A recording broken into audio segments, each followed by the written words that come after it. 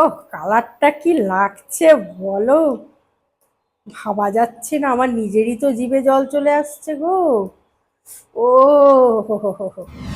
তুমি না হয় রহিতে কাছে, কিছুক্ষণ আরো না হয় রহিতে কাছে, আরো কিছু কথা না হয় বলিতে মোরে, এই মধুক্ষণ মধুময় হয়ে না হয়ে উঠিত ভোরে, আরো কিছু কথা না হয় বলিতে মোরে। নমস্কার, আমি গৈরিকা, কলকাতা ক্যানভাস ব্লগসে তোমাদের সকলকে স্বাগত জানাই। আজকে যে রেসিপিটি হবে সেটি কিন্তু আমার নিজস্ব একটা চয়েসের রেসিপি। তো রেসিপিটার নাম হচ্ছে, বলা যেতে পারে, স্পাইসি চিকেন মশালা। তো স্পাইসি চিকেন মশালা করতে কি কি লাগছে চটপট দেখে নি চলো। স্পাইসি চিকেন মশলা করতে চিকেন তো লাগবেই। আমি এখানে 500 চিকেন ভালো করে ধুয়ে পরিষ্কার করে রেখেছি। এছাড়া লাগছে টক দই, এখানে 3টে মাঝারি সাইজের পেঁয়াজ কুচি করে কেটে নিয়েছি, এখানে ঘি রয়েছে, এখানে কসুরি মেথি, আর এটা 4টে লঙ্কা এরকম চিড়ে নিয়েছি দেখো। এটা হচ্ছে জিরে গুঁড়ো, চিকেন মশলা, আদা রসুনের পেস্ট, আর বাটার লাগছে। আর যেটা লাগছে, টমেটো তো লাগছে, আমি এখানে 3টে টমেটো নিয়ে নিয়েছি। রান্নাটা না টোটালটা ঘিতে করলে খুব ভালো হয়, কিন্তু সেটা তো আমাদের সম্ভব হয় না, শরীর প্লাস ঘি, গাওয়া ঘি মুশকিল ব্যাপার।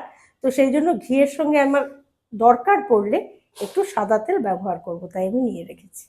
রান্নার শুরুতে প্রত্যেক দিনের মতো অবশ্যই তোমাদের দেখিয়ে নিই আজকের যে শাড়িটা, এটা কিন্তু পিওর খাদি তাঁত।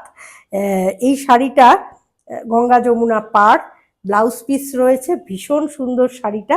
এই শাড়িটা আমাকে স্পন্সর করেছে Banerjee and co, Shantipur Phulia. Banerjee and co এখানে মূলত বিভিন্ন ধরনের তাঁতের শাড়ি পাওয়া যায়, যেমন ট্র্যাডিশনাল তাঁত, রেশম, তসর, মটকা, মুগা, খাদি হ্যান্ডলুম, জামদানি 2 ধরনেরই পাওয়া যায়, সফট এবং হার্ড। এছাড়াও মসলিন শাড়ি পাওয়া যায়, যেগুলো মূলত ফুলিয়াতে তৈরি হয়। এছাড়া কুর্তি এবং বিভিন্ন রকমের চুড়িদার পিস, যেমন মসলিন, হ্যান্ডলুম, খাদির কুর্তি এবং চুড়িদার পিস পাওয়া যায়। এছাড়াও খাদি ও হ্যান্ডলুমের পাঞ্জাবিও এখানে পাওয়া যায়। দোকানটি প্রত্যেকদিন সকাল 8:30 থেকে রাত্রি 8:30 পর্যন্ত খোলা থাকে। ফোন নম্বর 7908250224, 7031117555। ফুলিয়া স্টেশন রোড, SBI ব্যাংকের বিপরীতে এই দোকানটি রয়েছে। আজকে রান্নাটা কিন্তু আমি কড়াইতেই করব, তাই আমি কড়াই নিয়ে নিচ্ছি। কড়াই গরম হয়ে গেছে, প্রথমে আমি ঘি দিচ্ছি এখানে, সঙ্গে আমি একটু সাদা তেল সামান্য মিশিয়েও দিচ্ছি, কারণ যে পরিমাণ ঘি দিয়েছি তাতে মাংসটা হওয়া একটু অসুবিধে আছে। এবার আমি এরকম 1 চামচ আদা রসুন পেস্ট দিয়ে দিচ্ছি, ভালো করে একটু নাড়িয়ে নিতে হবে। প্রথমেই কিন্তু আদা রসুন পেস্টটা দিয়ে দিচ্ছি, একটু রসুনের গন্ধটা যখন চলে যাবে তখন এই যে কাঁচা মাংসটা রেখেছি, এটা কিন্তু কোনো কিছু দিয়ে ম্যারিনেট করা নয়, এই মাংসটা আমি এখানে এবার দিয়ে দেবো।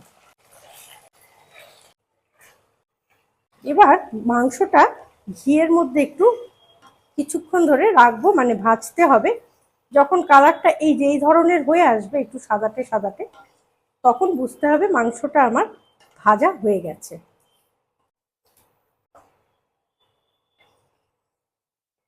দেখো মাংসের কালারটা কিন্তু আমার চেঞ্জ হয়ে গেছে, সাদা হয়ে গেছে, দেখতেই পাচ্ছ, এবং ভাজাটাও হচ্ছে। এইবার আমি এর মধ্যে দিয়ে দেবো এই পেঁয়াজটা, কুচি করে রাখা 3টে মাঝারি সাইজের পেঁয়াজ, সেটা দিয়ে দিলাম। পেঁয়াজটাকে এবার ভালো করে মিশিয়ে নিচ্ছি। এবার আমি পরিমাণ মতো নুন দিয়ে দিচ্ছি এর মধ্যে। নুন দিয়ে আবার কিন্তু একটু ঘাটতে হবে, একটু মিশিয়ে দিতে হবে। নুনটা দিলে পেঁয়াজটাও নরম হয়ে যায়, আর মাংসটাও কিন্তু বেশ নরম হয়ে যায়, তাড়াতাড়ি হয়ে যায়। এবার এর মধ্যে আমি যে চিড়ে রেখেছিলাম 4টে কাঁচা লঙ্কা, সেটা দিয়ে দিলাম। লঙ্কাগুলোকে একটু মিশিয়ে দিচ্ছি, মানে ঢুকিয়ে দিচ্ছি তেলের মধ্যে আর ঘিয়ের মধ্যে। দেখো ঘিয়ের পোর্শনটাই আমি বেশি রেখেছি, তেল খুবই সামান্য নিয়েছি। কিন্তু ঘিটাই বেশি নিয়েছি। যদি কারোর শারীরিক কোনো সমস্যা থাকে, যে ঘি খাওয়া, আমাদের তো এখন দেশি ঘি বা গাওয়া ঘি সেই অর্থে পাওয়া যায় না, এই ঘিতেও যদি কোনো সমস্যা থাকে তাহলে তারা কিন্তু সাদা তেলের করো, একটু গন্ধের জন্য ঘি ইউজ করো। তো এবার আমি এটা ঢেকে দেবো, কিছুক্ষণ একটু ঢেকে রাখি, একটু নরম হোক, পেঁয়াজটা মানে গলে গলে আসুক, তারপরে আমি তুলে নেব, মানে ঢাকনাটা খুলে নেব। 5 মিনিট হয়ে গেছে, এবার আমি একটা খুলছি, খুলে দেখছি। দেখো পেঁয়াজ কিন্তু একদমই গলে গেছে মাংসের সঙ্গে, বেশ মিশে একেবারে সুন্দর শক্ততা হয়ে গেছে কিন্তু, তাই না? পেঁয়াজ আর মাংস খুঁজে পাওয়া যাচ্ছে না, আলাদা করা যাচ্ছে না। এবার আমি এর মধ্যে 3টে গোটা টমেটো দিয়ে দেবো। তোমরা চাইলে কুচিও দিতে পারো, হাফ করেও দিতে পারো, আমি গোটাটাই দিচ্ছি। টমেটোটাকে একটু তেলের মধ্যে দিয়ে মানে ঘিয়ের মধ্যে দিয়ে গলতে দিতে হবে। টমেটো থেকেও তো একটা জল বেরোবে, সেই রসটায় কিন্তু মাংসটায় ঢুকতে দিতে হবে। ফলে আমাকে এই মুহূর্তে ঢাকা দিয়ে দিতে হবে আবারও। এবার খুলে দেখবে টমেটোটা যতক্ষণ না একেবারে গলে যাচ্ছে ততক্ষণ অবধি এটা একটু রাখতে হবে। 5-7 মিনিটের মধ্যে আশা করি টমেটোটা গলে যাবেও। তো এই সময় তোমাদের জানিয়ে দিই যে তোমরা কিভাবে আমার এখানে রেসিপি পাঠাবে। ইমেল আইডি যাচ্ছে, যেটা নিচ দিয়ে যাচ্ছে দেখো, ওই ইমেল আইডিতে মেল করবে তোমার রেসিপির নাম, তার উপকরণ এবং প্রণালী মাপ সহ সুন্দর করে লিখে বাংলায় পাঠাবে পরিষ্কার করে। আর সেই সঙ্গে তোমার নাম, অ্যাড্রেস, ফোন নাম্বার এবং তোমার অবশ্যই একটা ছবি দেবে। এই সবকটা একসঙ্গে করে সুন্দর করে গুছিয়ে লিখে আমার ইমেল যে আইডি যাচ্ছে সেই আইডিতে পাঠিয়ে দাও, মেল করে দাও। আমি তোমার রান্না বা তোমার রেসিপিটা অবশ্যই রান্না করব। একটা জিনিস এখানে একটু দিয়ে দিই, যেহেতু টমেটো দিলাম আবার, সেই জন্য যাতে তাড়াতাড়ি গলে যায় তার জন্য আমি একটু ওপরে ওপরে নুনটা ছড়িয়ে দিচ্ছি।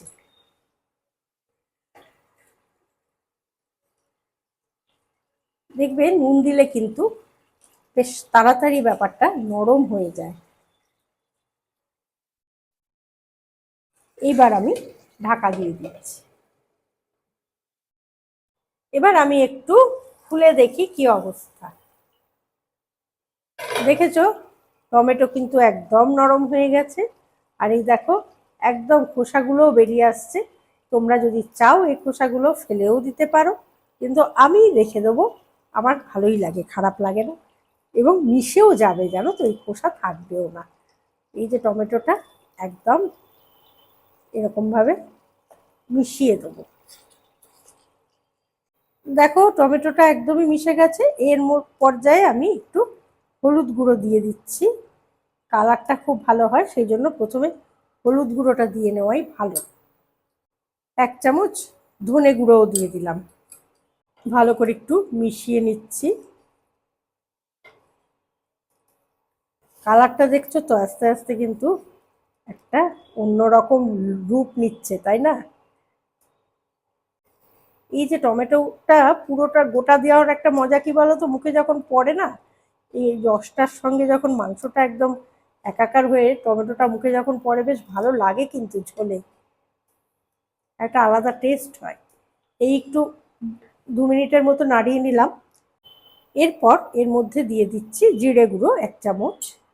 যেহেতু স্পাইসি একটু তো ঝাল হবেই, তাই জন্য লঙ্কা গুঁড়ো, শুকনো লঙ্কার গুঁড়ো দিয়ে দিচ্ছি 1.5 চামচ। কাশ্মীরি রেড চিলি পাউডারও আমি একটু দিয়ে দিলাম, কালারটা হবে বলে 2 চামচের মতো। এবার ভালো করে মিক্সড করতে হবে। স্পাইসি চিকেন অথচ কালার যদি এইরকম না হয়, একটা রগরগে কালার, তাহলে কি জমে বলো? এবং দেখো মাংসও কিন্তু সেদ্ধ হয়ে গেছে, মানে এই যে লেগ পিস থেকে মাংস খুলে আসছে যখন আমি নাড়াচ্ছি, সুতরাং মাংস কিন্তু সেদ্ধ হয়ে গেছে। আমি একটু ফ্লেমটাকে বাড়িয়ে দিলাম, একটু কষিয়ে নেবো, নাড়িয়ে নেবো কিছুক্ষণ। এবার আমি সামান্য জল দিয়ে দিচ্ছি, দেখো একদম সামান্য, মানে নামকেও আসতে বলা যেতে পারে।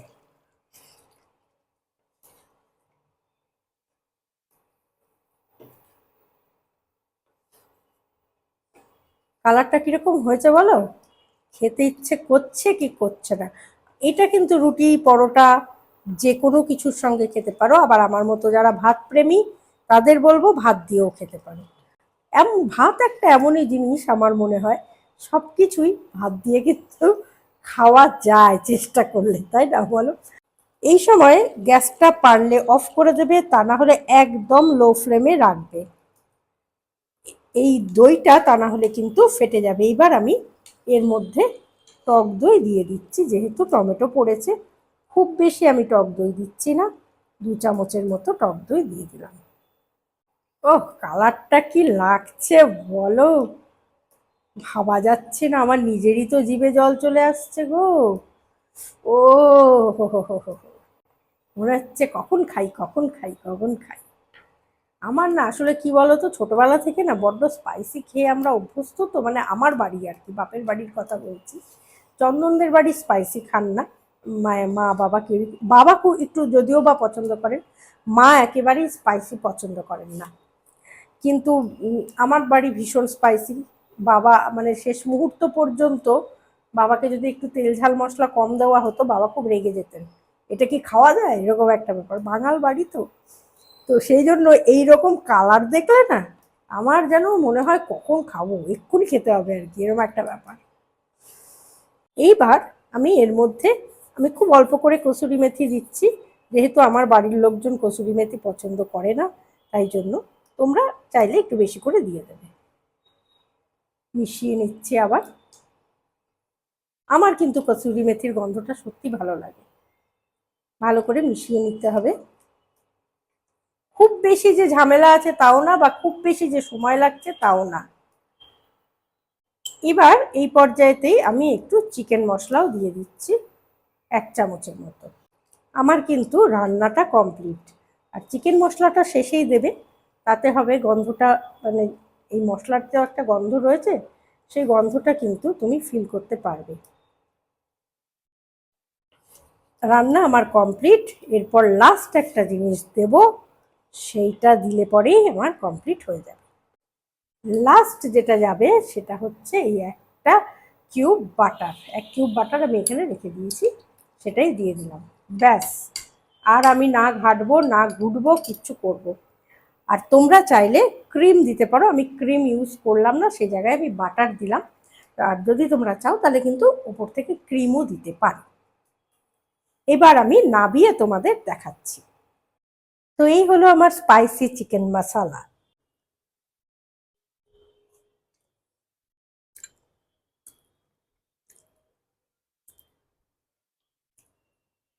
অসাধারণ, বিশ্বাস করো। জানি, এটাও জানি সাথে যে এত স্পাইসি খাওয়া ভালো নয়, স্বাস্থ্যের জন্য ক্ষতিকর। কিন্তু কি বলতো, মাঝে মাঝে না জিভটা ইচ্ছে জাগে, আর মাঝে মাঝে খাওয়া যায়, একেবারে খুব একটা অসুবিধা হবে না। কারণ এই কদিন ধরে আমাদের যা রেসিপি যাচ্ছে তাতে খুব একটা স্পাইসি কিছু হচ্ছে না। আজকে আমি নয় একটু খেলামই, তাই না? সামনে রোববার আসছে, তোমরাও চটপট করে ফেলো। ও,